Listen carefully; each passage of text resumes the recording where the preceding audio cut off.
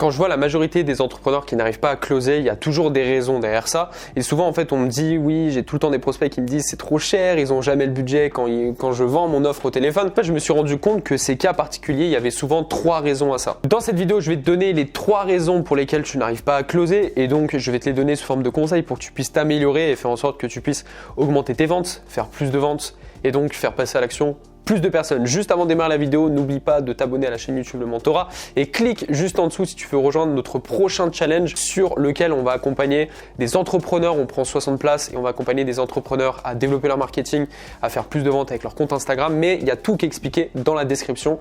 Et c'est parti, on peut démarrer sur cette vidéo. La première raison pour laquelle tu n'arrives pas à closer tes prospects au téléphone, c'est simplement parce que tu attires qui tu es naturellement.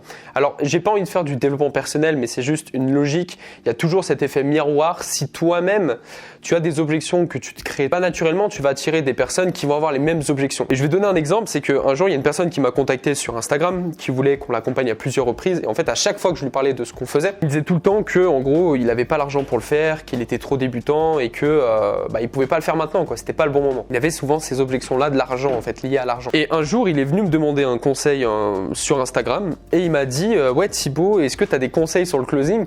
Parce que j'ai souvent des appels de vente, mais j'ai très peu de gens qui achètent. Donc moi, j'ai continué la discussion avec lui et je lui ai dit, mais du coup, qu'est-ce qui fait que les gens n'achètent pas? En tout cas, qu'est-ce qui bloque? Et au moment où je lui ai posé cette question, il m'a dit, en fait, toutes les personnes que j'ai au téléphone, ils me disent tout le temps qu'ils n'ont pas d'argent. Si on réfléchit bien, c'est exactement ce qu'il me disait quand je lui parlais de mon accompagnement. Donc en fait, naturellement, tu vas attirer les gens qui ont les mêmes objections que toi, parce que vu que toi, tu ne sais pas comment répondre à cette objection, vu que tu as aussi cette croyance-là, c'est très difficile de la traiter. C'est pour ça que tant que toi-même, tu réfléchis de cette manière-là, tu n'arriveras pas, même si tu prends des formations sur le closing, si tu prends des scripts de vente, on te dit il faut répondre comme ça à telle objection, et même avec des scripts, tu n'y arriveras pas parce que toi-même, tu as cette mentalité de j'ai pas l'argent. C'est très compliqué d'aider quelqu'un qui a une croyance alors que toi-même, tu as une croyance. Au lieu d'essayer de te dire mince, mais comment je peux faire en sorte d'attirer des gens qui passent à l'action rapidement, est-ce que toi, tu passes à l'action rapidement quand il s'agit d'investir en toi? Parce que si toi-même, tu prends du temps, si toi-même, quand on te propose une offre, tu dis écoute, je vais réfléchir, le jour où quelqu'un au téléphone va te dire je vais réfléchir à ta proposition, tu ne sauras pas comment la traiter puisque toi-même tu réfléchis pareil. Donc ça, c'est la première des choses. Désolé, c'est juste une partie mindset, donc c'est quelque chose que tu peux changer sur le long terme, mais la mentalité que tu as aujourd'hui, tu vas forcément attirer des gens qui ont la même mentalité. Donc si tu as une super belle mentalité, forcément tu vas attirer des bons prospects. Donc l'exercice que je t'invite à faire pour cette partie-là, qui peut être ultra intéressant pour toi, c'est faire en sorte de repérer les 3 principales objections que tu reçois le plus, d'accord? Donc tu les notes sur un papier, c'est très simple, ça te prend 2 minutes après cette vidéo. Et ensuite, c'est de te poser la question, est-ce que je me reconnais dans ces 3 objections et est-ce que j'agis de la même façon? Deuxième raison pour lesquelles tu ne fais pas beaucoup de closing, c'est la plupart du temps parce que tu n'es pas aligné avec ton prix. C'est très bien de regarder des marketeurs en ligne vendre des offres à 5 000 euros, à 10 000 euros, à 20 000 euros, ça vend du rêve, c'est trop cool, ça donne envie de faire la même chose. Mais si t'es pas aligné avec, tu peux tester n'importe quelle stratégie.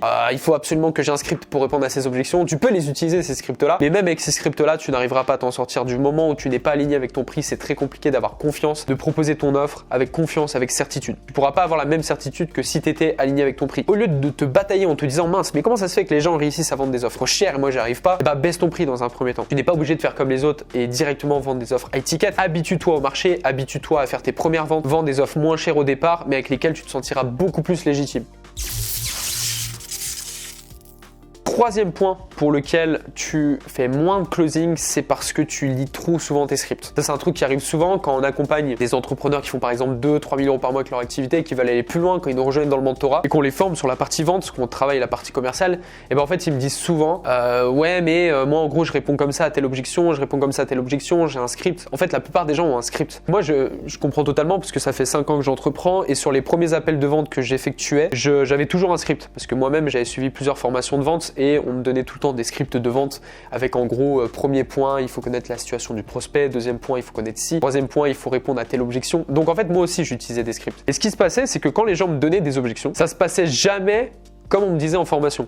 C'est-à-dire qu'en formation, je me disais, en fait, c'est trop simple. Quand la personne va me dire j'ai pas l'argent, j'ai juste à dire ça. Et quand je l'utilisais en appel de vente, ça se passait jamais comme prévu.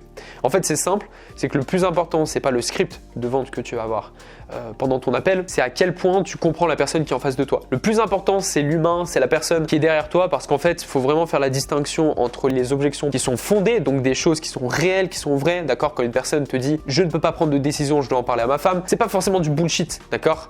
Et la plupart des gens qui se fient uniquement à un script, l'erreur qu'ils vont faire, c'est que quand les gens ont une objection qui est fondée, qui est vraie, eh ben, ils vont faire comme si cette objection était infondée et ils vont rentrer en confrontation. Et ça, c'est vraiment la chose à ne pas faire. C'est pour ça que, en fait, même si tu suis un script, tu n'auras pas les mêmes résultats que ce qu'on te promet en formation. Parce que le plus important, c'est l'humain qui est derrière toi. Donc, ce que je te conseille pas du jour au lendemain, si tu n'as pas l'habitude de closer, je te conseille pas du jour au lendemain d'enlever ton script, mais juste de t'habituer à avoir dans ton script uniquement des mots-clés et à essayer de plus comprendre la personne qui est au téléphone derrière toi, plutôt qu'à lire ton script quand la personne va te sortir une objection, par exemple. J'espère que ces 3 points t'ont plu et vont t'aider dans ton activité. Si jamais ça t'a aidé, tu peux liker histoire de soutenir la chaîne, tu peux la partager à un entrepreneur qui aurait besoin de ces conseils-là. Et surtout, si tu as besoin d'aller plus loin, on a un challenge qui est offert, je te le mets dans la description. C'est un challenge pour les entrepreneurs qui veulent aller plus loin dans leur activité, faire plus de ventes, mais tu as toute la description sur ce challenge-là, sur la page, etc. Je t'invite à aller voir. Et sur ce, on se dit à très bientôt pour une nouvelle vidéo. Ciao!